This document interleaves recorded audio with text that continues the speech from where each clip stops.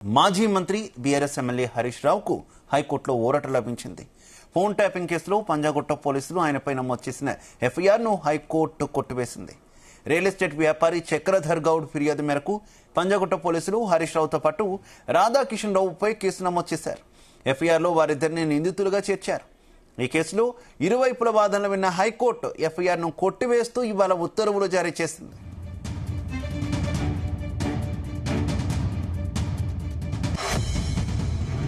Right, phone tapping కేసుకు సంబంధించి హైకోర్టులో హరీష్ రావుకు ఊరట లభించింది. ఇదే విషయానికి సంబంధించి మరింత సమాచారం మా క్రైమ్ బ్యూరో చీఫ్ రవితేజ అందిస్తారు. రవితేజ, ఫోన్ ట్యాపింగ్ కేసులో ప్రధాన ఆరోపణలు వ్యక్తమైనటువంటి హరీష్ రావు పైన పంజాగుట్ట పోలీసులు కేసు నమోదు చేసి అతనికి నోటీసులు కూడా జారీ చేయడం జరిగింది. అతనితో పాటు గతంలో హరీష్ రావు కార్యాలయంలో పనిచేసినటువంటి సిబ్బంది పైన బీజేపీ నాయకుడు గతంలో ఎన్నికల సందర్భంగా అదే సిద్దిపేట నుంచి పోటీ చేసినటువంటి వ్యక్తి చక్రధర్ గౌడ్ మూవ్మెంట్స్ ని ఎప్పటికప్పుడు తెలుసుకొని అతని పూర్తి స్థాయిలో భగ్నం చేసేటువంటి ప్రయత్నం చేశారంటూ కూడా తనకు కొన్ని అనుమానాలు ఉన్నాయంటూ కూడా పంజాగుట్ట పోలీస్ స్టేషన్ లో ఒక ఫిర్యాదు అందజేసి దాంట్లో హరీష్ రావు సిబ్బందితో పాటు ఇంకొంతమంది తన అనుచరుల పేర్లను మెన్షన్ చేసి ఫిర్యాదు చేయడంతో పంజాగుట్ట పోలీసులు కేసు నమోదు చేయడం జరిగింది.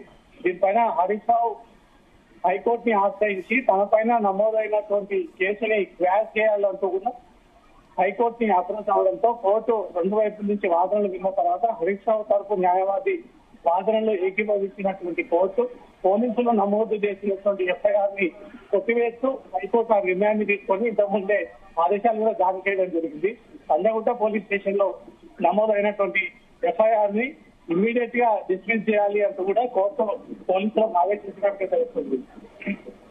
హరీష్ రావు గత బీఆర్ఎస్ పార్టీ అధికారంలో ఉన్నప్పుడు మాజీ అప్పట్లో మంత్రిగా ఉన్నప్పుడు చక్రధర్ గౌడ్ మూవ్మెంట్స్ అన్ని కూడా ఎప్పటికప్పుడు తెలుసుకొని చక్రధర్ గౌడ్ కి ఫైనాన్షియల్ గా ఎవరు సపోర్ట్ చేస్తా ఉన్నారు, బీజేపీ పార్టీ నుంచి ఎవరు టచ్ లో ఉన్నారు, సిద్దిపేటలో హరీష్ రావుతో పాటు సమానంగా తాను ఢీకొట్టేటువంటి అవకాశాలు ఉన్నాయి కాబట్టి చక్రధర్ గౌడ్ ని ఏ రకంగా దెబ్బ కొట్టాలి అనే ఒక రాజకీయ దెబ్బతో అతన్ని తప్పుడు కేసులు ఇరికించి అతనికి జైలు పంపించినటువంటి సందర్భాలు ఉన్నాయి. అతను జైల్లో నుంచి బయటకు వచ్చిన తర్వాత హరీష్ రావు బీఆర్ఎస్ ప్రభుత్వం కోల్పోయినటువంటి వెంటనే తనకు కొన్ని అనుమానాలు వ్యక్తం చేస్తూ పోలీస్ స్టేషన్ ఒక ఫిర్యాదు చేయడము, కొన్ని ఆధారాలు ఇవ్వడము, అవన్నీ కూడా పరిశీలించిన తర్వాత ఈ సిమ్ కార్డులన్నీ కూడా ఇల్లీగల్ గా కొనుగోలు చేసి దాని ద్వారా చక్రధర్ గౌడ్ కి మెసేజ్లు పెట్టారు, బెదిరించారు, డబ్బుల కోసం ఎక్స్ట్రాక్షన్ చేశారు అన్నట్టుగా కూడా పోలీసులకు కొన్ని ఆధారాలు లభించినటువంటి వెంటనే ఎవరైతే బెదిరింపులకు పాల్పడి ఈ సిమ్ కార్డులన్నీ కూడా నకిలీని క్రియేట్ చేశారో వాళ్ళందరిపై కూడా కేసు నమోదు చేయడం జరిగింది. అదే కేసులో హరీష్ రావు హైకోర్టుని అప్రోచ్ అయ్యి హైకోర్టులో పిటిషన్ వేసి తనపై నమోదైనటువంటి ఎఫ్ఐఆర్ ని క్యాష్ చేయాలంటూ కూడా కోర్టు దృష్టికి తీసుకురావడంతో కోర్టు పరిశీలించి హరీష్ రావు పై నమోదైనటువంటి ఎఫ్ఐఆర్ ని కొట్టివేస్తూ ఈ ఆదేశాలు జారీ చేయడం జరిగింది. అయితే ప్రస్తుతం ఈ ఆదేశాలకు సంబంధించి పై కోర్టులో ఏమైనా సుప్రీంకోర్టులో ఏమైనా పోలీసులు ఆశ్రయించే అవకాశం ఏమైనా ఉందని అనుకోవాలి? ఉన్నత న్యాయస్థానాన్ని కూడా అప్పీల్ పోయేటువంటి అవకాశం ఉంది.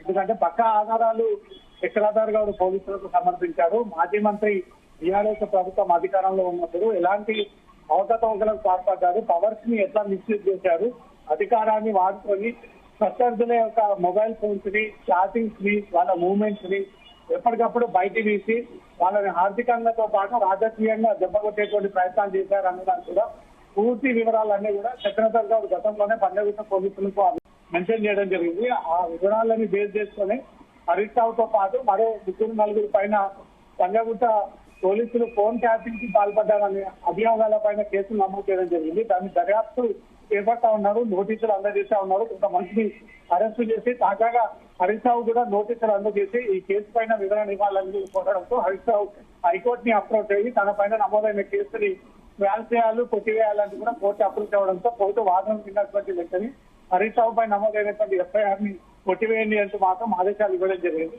దీనిపైన చక్రధర్ గౌడ్ మళ్ళీ ఉన్నత న్యాయస్థానాలకు వెళ్లి తన హైకోర్టు ఇచ్చినటువంటి తీర్పుని సవాల్ చేసి తన జరగనున్నటువంటి ఆధారాలన్నీ కూడా కోర్టుకి ప్రొడ్యూస్ చేసి ఉన్నత న్యాయస్థానాలను కూడా ఆశ్రయించేటువంటి అవకాశం ఉంది. అలాగే కాంగ్రెస్ సర్కార్ కూడా ఈ ఫోన్ ట్యాపింగ్ కేసును చాలా ప్రతిష్టాత్మకంగా తీసుకుంది కదా. వారు విపక్షంలో ఉన్నప్పటి నుంచి కూడా చాలా ఆరోపణలు చేస్తూ వచ్చారు హరీష్ రావు మీద, అలాగే కేటీఆర్ కేసీఆర్ మీద చేస్తూ వచ్చినటువంటి పరిస్థితి. ప్రస్తుతం హైకోర్టులో కొంత ఊరట లభించినటువంటి నేపథ్యంలో ఎవరైనా రెస్పాండ్ అయిన సిచ్యువేషన్ ఏమైనా ఉందా? ఫోన్ ట్యాపింగ్ 2 కేసులు విడివిడిగా నమోదయ్యాయి. ఒకటి పంజగుట్ట పోలీస్ స్టేషన్ లో ముందుగా ఇంటెలిజెన్స్ లో ఉన్నటువంటి అడిషనల్ ఎస్పీ స్థాయి ఇచ్చినటువంటి ఫిర్యాదు పైన అప్పట్లో ఓఎస్డీగా పనిచేసినటువంటి రాధాకిషన్ రావు, ప్రభాకర్ రావు, తర్వాత ఇతర అడిషనల్ ఎస్పీలు భూజంగారావులు, చాలా మంది శ్రవణ్ రావు లాంటి పోలీసు ఉన్నత అధికారులే పవర్స్ ని మిస్యూజ్ చేసి ఫోన్ ట్యాపింగ్ కి పాల్పడి అప్పట్లో ప్రభుత్వం అధికారంలో బీఆర్ఎస్ ఉన్నప్పుడు కాంగ్రెస్ నాయకులు, అప్పట్లో ప్రతిపక్ష నాయకులుగా ఉన్నటువంటి రేవంత్ రెడ్డి వాళ్ళ సోదరులు ఎప్పటికప్పుడు ఇలా ఆఫీస్ లో ఏం జరుగుతుంది, ఏమైతుంది, వీళ్ళ డబ్బులను అన్ని అరికట్టి ఎన్నికల్లో గెలవకుండా చేసేటువంటి ప్రయత్నాలు ఒక కేసు అయితే, రెండో కేసు చక్రధర్ గౌడ్ బీజేపీ నాయకుడు సిద్దిపేట నుంచి బీజేపీ పార్టీ తరఫున పోటీ చేసినటువంటి క్యాండిడేట్.